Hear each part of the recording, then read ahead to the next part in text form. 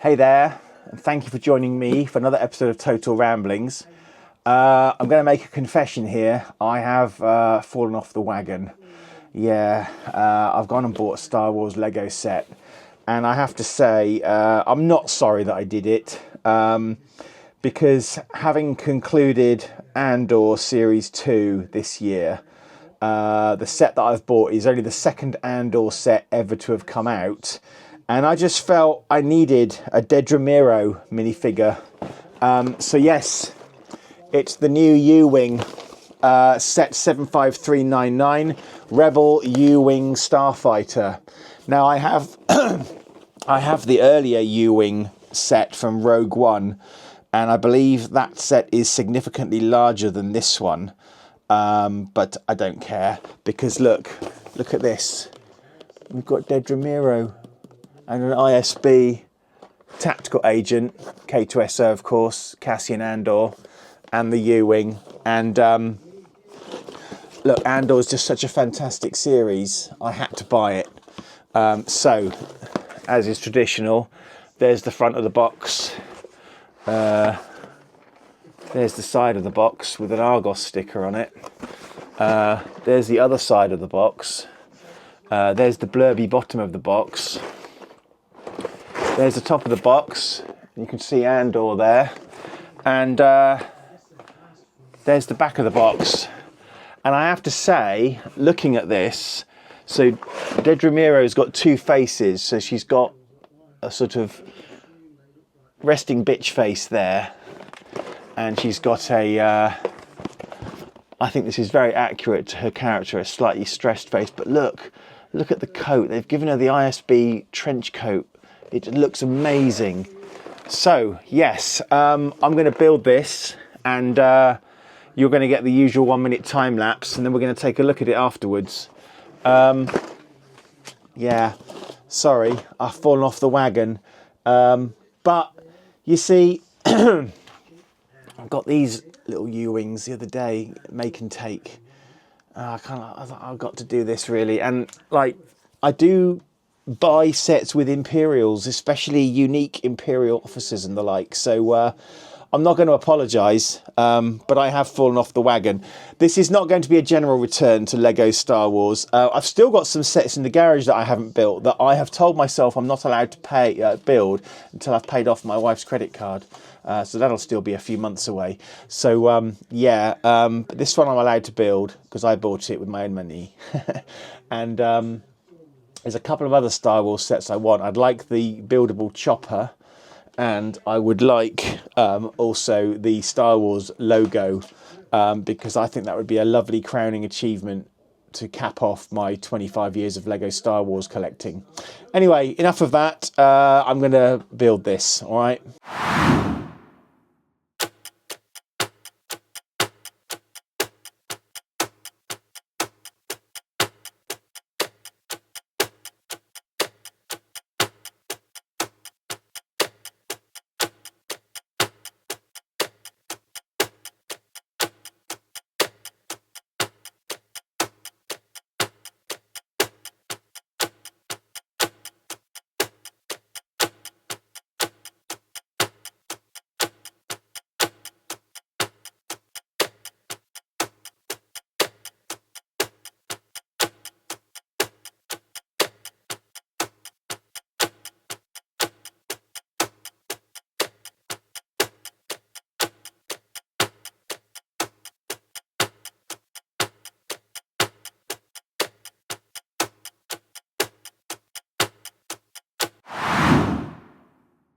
Okay, everybody, it's built. We have a few stickers in this set. We have 6 stickers to be precise. Unfortunately, when I got my stickers, when I tipped everything out of the box, my stickers were bent, pre-bent for me, but it doesn't seem to have done them any harm. So we'll have a look at where those stickers go in just a sec. There are 6 bags in this set. All of them paper, and all of the mini bags inside also paper. There's just one instruction manual running to 134 pages, and Yeah, 187 steps in total. We are, of course, following the star of the show, Cassian Andor, as we do the build. And yeah, not much else to say really about the manual. You do get a brick separator, so yay. And over here, these are the spare parts that I've got. Now, I also have a spare blaster, and for some reason, I have a spare hairpiece for Cassian Andor, which is unexpected and unusual. So, we'll start by looking at the minifigs. So we're going to look at them in the order in which they come out, in which they're built. So first of all, we have an ISB tactical officer. I do particularly like this part as his shield. Now, this part, this is not my favourite Lego part, and I'll tell you why. It's because this part is used quite a lot on the UCS AT-AT, and it's used at the bottom to suspend very large components and elements off the bottom. And I've always found that its clutch power is just not good enough. It just falls off. And aligning stuff with these pieces, with these stems here, not very good. But here, as a sort of tactical shield, I think it's just perfect, if I'm honest with you. Anyway, so here he is in his sort of pseudo stormtrooper uniform with an Imperial cap on. He just has the one face, a regular sort of Imperial kind of face. He has white legs with just sort of black printing on the front and back of his torso, in his, like I say, in his kind of pseudo stormtrooper kind of get-up. Yeah, that's the first soldier that we get, the first guy that we get. I'm going to pretend this is possibly Supervisor Hirt, who gets killed in quite an interesting way by K2SO. So let's pretend it's him, shall we? The next figure that we get out is, of course, Cassian Andor himself. We have a little bit of printing on his legs. Sorry, I don't know if that's coming across very well in the film, in the footage. Printing on the front and rear of his torso. He has grey arms. This, I'm choosing to suggest, represents his Briar pistol. He does have two faces. He's got a sort of slightly resigned, maybe smirky face here, and his kind of usual sort of downbeat kind of expression here. I'm not knocking Andor for being downbeat. He was very unlucky throughout the whole series generally, and was generally screwed over by the Empire. The next figure, I'm very excited by this. This is Dedra Meero, ISB Supervisor Dedra Meero. Now, it's interesting. She has black legs with white printing on the front, which, as we know, doesn't always work because they don't always get the same shade of white. And you can see, in fact, I would say her right leg is whiter than her left leg, and neither of them totally match the white torso, if I'm being honest with you. They should really have gone for dual molded legs, I think, white and black, or white legs with black boots. She has a smaller blaster pistol. She has printing on the back of her torso. She has printing on the front of her torso with that brilliant ISB trench coat that she wears. I think this figure carries that off magnificently. She has an Imperial cap, and to prove that they can do dual molded pieces for Andor sets, look, it's a dual molded hat piece. We've got her blonde hair underneath. Now, she does have two faces. She's got her general sort of kind of face, and she's got her sort of sneering kind of face, the kind of face that I think she would, you know, when she says proceed in episode 8 for the Gorman massacre, or when she's saying that Luthen Rail disgusts her in episode 10. I think that's the face she would use there, and I think they've carried that off brilliantly. I think that's a really good likeness of this character. And then finally, we have our buddy K2SO with two different arms. So he's got a slightly bent left arm with his hand clamp going horizontally, and of course we have a straight right arm with his hand clamp rotated by 90 degrees vertically so that he can hold the blaster rifle. The head doesn't move, it's fixed. He's kind of in this slightly stooped position. He's got Imperial logos printed on his arms. He's got a little bit of printing on the front of his torso here, and of course his eyes. But yeah, he's a brilliant figure. Although I do think maybe he could be a little bit taller. Or maybe, no, I don't know. Anyway, let's get to the main part of the show, shall we? Which is, of course, the Y-Wing. The U-Wing itself. It is a slightly smaller model than the earlier one, but it's fine. It's a lovely model. I do seem to recall that you could move minifigs between the upper and lower levels in the original one, but I could be wrong, and mine's in storage at the vault, so we can't see that. So yeah, here we are. It's quite nice. It's a very good representation of the ship. We have kind of 4 very similar but not identical engines. Excuse me, that was Tiberius running past. The bottom engines are built slightly differently to the top engines, but broadly they are the same. Okay. Now, here's an interesting thing. If you press this here, it actually helps the cockpit pop open, because when you close the cockpit, there's no way of getting your finger in there. You kind of have to pull it back with this stud here. But if you press this, it opens up the cockpit, allowing you to open it up. And there's just enough room in here for Andor, for example, because, you know, he's generally flying this ship, to lay down. It doesn't look terribly comfortable, but a minifigure does fit in there. And of course you can then use this button here to pop the cockpit open and get him out. That was Tiberius again, walking past. A little bit fiddly with one hand to get Andor out of there, but there he is. Okay, so we've got a large sort of control piece here. That's a sticker. These 2 pieces here are stickers. There's a single yellow stickery piece here. And so that's 4 of the stickers. Remind me where the other ones are.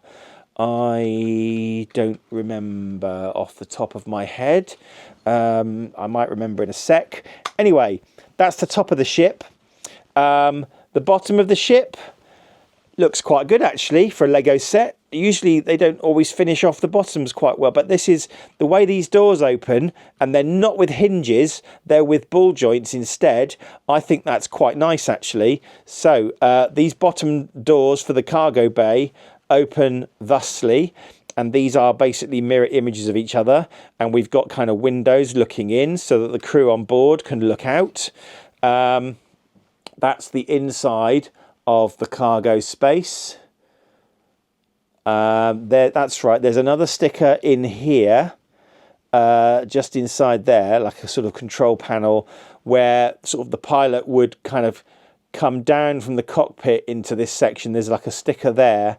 So that's 5 of the stickers. That might be all of them. That might be all of them. Hang on. So we've got 1 sticker here, 2, 3, 4, 1 inside, 5. There's 1 more sticker somewhere, and I honestly can't remember where it is. Not that it really matters. It doesn't really matter. It's not on the engines. I've totally forgotten where it is. Now, back here, this opens up. This is on click hinges. So you've got a tiny bit of sort of cargo storage space at the back here for, I don't know, spare weapons or something like that, I suppose. Of course, we have at the front here space. We've got our spring-loaded sort of shooters.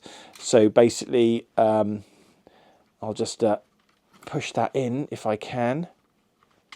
Okay, that's clicked in. Okay, so you get 3 of these, so you get 1 spare.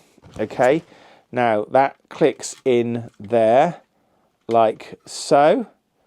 Okay, and then to fire, this kind of piece up here is sort of floating. So if you press that one, actually, if you prise them both at once, but I'm sure that you could, basically, when you push these bolts, these blaster bolts in, you'll notice it's quite difficult to get them to click in, actually. But as you've just seen, they do. But this section here, this piece here, kind of raises up. Sorry for my dodgy camera work here. I'm trying a slightly new setup for these reviews because this is quite a large set and my normal space wouldn't really accommodate. Yeah, I can't get those to click in. But look, you can see there, oops, that kind of raises up. I'm just going to pause this video while I fix what I've just broken. Okay, I've just fixed that. That's where the last sticker is. It's right here. It's very subtle. You can see it here. So that's just 6 stickers. But you'll notice here, I've now got these jammed back in. I fixed the engine that just fell off. And basically you'll see here that there's a little bit of movement here. And yeah, it's very difficult. Basically pressing it fires both the blaster bolts at once. So we have sort of these faux kind of blasters at the front here. And then also at the front here, we've got like the front of the lower cockpit area, which is on a hinge. And this does kind of open, albeit it's not really supposed to. It's not a feature that this opens. It's just on a hinge to get the angle so that it's closed, so that when the ship's in flight, the people in the bottom of the ship can look out. Now, of course, the one major play feature of this that I haven't told you about yet is the fact that the wings on this can, of course, open. And you'll notice when I open these wings here, they are connected in with ball joints, so they're held in very firmly. And then as they swing back, they connect into secondary ball joints at the back here. So now we have our U-Wing with its wings completely deployed. There's no rattling here. They're very stable.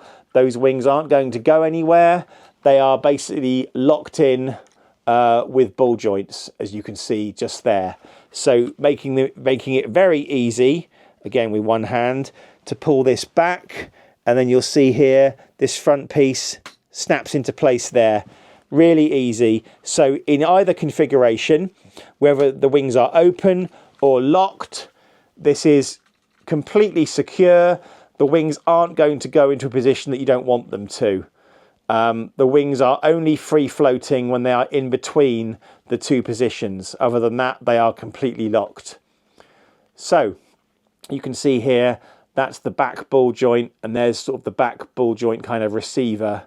And then if I open this up, you can see here, there's the front ball joint, and kind of there's the front ball joint receiver. So we can have a sort of weird half and half, although that does look a bit odd, so let's not do that. But yeah, that is our Rebel U-Wing-Starfighter as seen in the Andor series and Rogue One. Yeah, really nice set. As with all Star Wars sets these days, it's massively overpriced. This is one of the reasons that I'm supposed not to be buying Star Wars sets anymore, but I do. Well, no, I have with this one. I have basically fallen off the wagon. I was going cold turkey, and there's 2 others that I want, but I'm being very, very, very selective with what I buy. There was a time when I would buy every single Star Wars set imaginable, but I just can't afford to do that these days. I don't have the space to store them anywhere. I don't have the time to build them, if I'm honest with you. And to some degree, my passion for Star Wars has kind of declined. But, and I'll say this again, Andor is possibly the best Star Wars I have ever seen. And I'm not exaggerating. There's a certain very famous YouTuber out there who is getting very upset that people are telling him that Andor's the best Star Wars ever, and is acting a bit like a spoilt brat and refusing to watch it, which I find is very sad and very childish. And I'm sad for him because he's missing out. He's missing out. I'm not going to name him, but he's missing out. And Andor, utterly brilliant. If you haven't seen it, And if you're a remotest fan of Star Wars, watch it. Yeah, there's no lightsabers or Jedi or Sith or anything like that. It is about regular people trying to survive, and then the likes of minor functionaries like Dedra Meero of the Imperial Security Bureau trying to make things happen on the whims, it is said, ultimately, of a Sith Lord sitting on a throne somewhere who doesn't give a toss about any of these people. He just wants power. And you have people fighting against that, and you have people trying to make his will a reality, but ultimately they all get chewed up in the process. The Empire chews up everybody. It doesn't care who you are. It doesn't care whether you're friend or foe or somewhere in between. It'll chew you up for its own ends. There you go. That's Andor in a nutshell. And it shows you how rebellions are built, and it shows you the lead up to Rogue One, which is the lead up to Star Wars Episode 4. And this is right in my era, my favourite era of Star Wars. There you go. I'm not going to say any more. Go watch it. Thank you very much for watching this episode of Total Ramblings. I'm sorry I've fallen off the wagon and bought some Lego Star Wars. I've still got some Lego Star Wars sets to build, but I can't build them yet because I've promised myself that I won't until I've paid off my wife's credit card on which I bought them. I've been a bit naughty. I had a very naughty month a few months ago, and I've been paying for it ever since. So there you go. But that's my problem, not your problem.